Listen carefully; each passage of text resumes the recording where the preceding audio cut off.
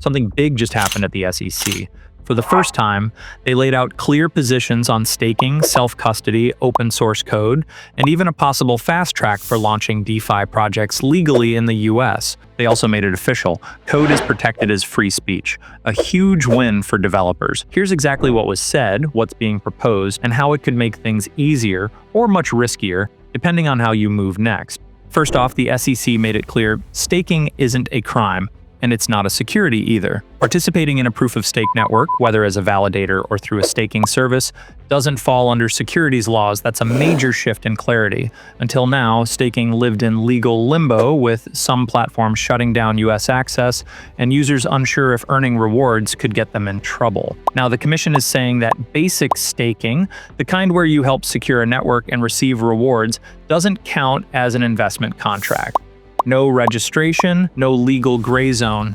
For everyday users, this means more freedom to earn without second guessing, and for the industry, it opens the door for products like staking ETFs or banking integrations that were stuck waiting on regulatory green lights. This shows the SEC is finally acknowledging how the tech actually works. Just as important, they also affirmed something foundational: your right to hold your own assets. The SEC reinforced that self-custody is not only allowed, it's a legitimate expression of personal financial freedom. Holding your crypto without relying on intermediaries isn't a risk factor in the eyes of regulators. It's a protected choice that aligns with how these systems are meant to work. Perhaps even more striking, the SEC's leaders openly embraced a core principle the crypto community holds dear: code is free speech. Code is protected speech, as Commissioner Hester Peirce reminded everyone at the roundtable.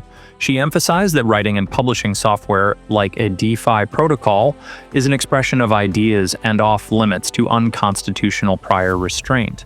In other words, the SEC can't require developers to get permission before releasing open-source code, even if that code might be used in finance. That's a bold affirmation of First Amendment rights coming from a financial regulator.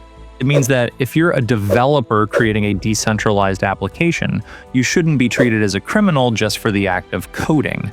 If someone else misuses your tool, they bear the responsibility, not you as the coder. It's a significant philosophical shift.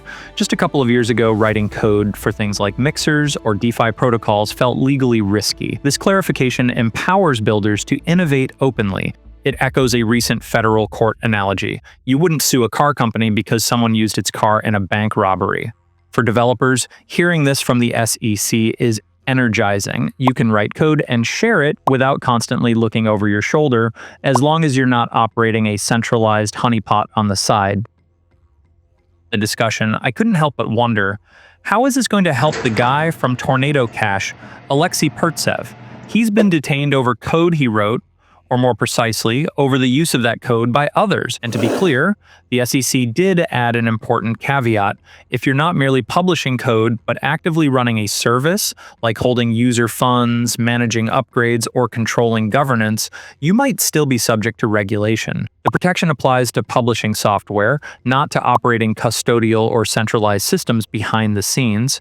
The roundtable didn't stop at clarifying what's not a violation.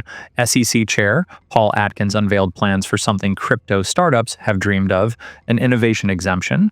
Think of it as a regulatory sandbox or fast lane for DeFi projects. Atkins said he's directed SEC staff to explore a new framework to expeditiously let both registered firms and newbies launch on-chain products and services under certain conditions. In his words, this potential exemptive relief would give entrepreneurs a way to bring innovations to market without getting tangled in red tape. It's like a trial period. Follow some basic guardrails, and you can test your DeFi platform in the open before going through all the heavy regulatory hoops.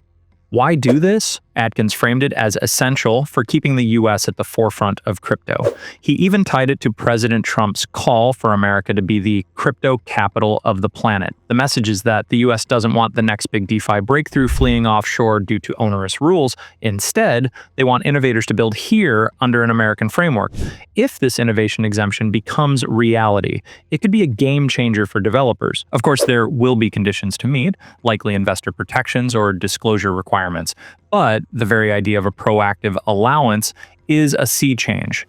It shows the SEC is thinking creatively about how to adapt century-old rules to modern, software-driven finance. And for users, this could mean more innovation hitting the market faster. New financial tools, services, and platforms might be available sooner and legally, giving you more choices, all while regulators keep an eye to address risks in real time. It's a delicate balance.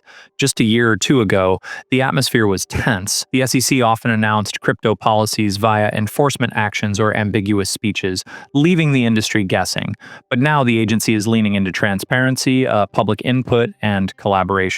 Commissioner Pierce also emphasized the importance of due process, that the rules should be clear, not made up through lawsuits after the fact. She and others called for guidance that's predictable and public, not reactive. And this roundtable wasn't just a one-off event.